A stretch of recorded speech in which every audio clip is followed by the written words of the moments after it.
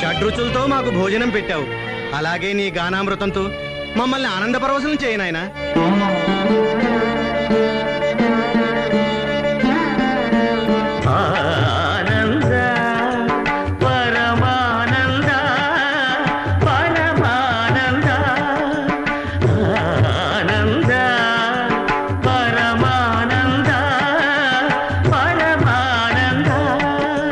జగతి నీదే జన్మ నీది జగదానంద పాట నీదే పాట నీదే ఆత్మానంద నిసరి సరిగా మమరి సరి సరి సరి మమ గమరి ఆనంద పరమానంద పరమానంద.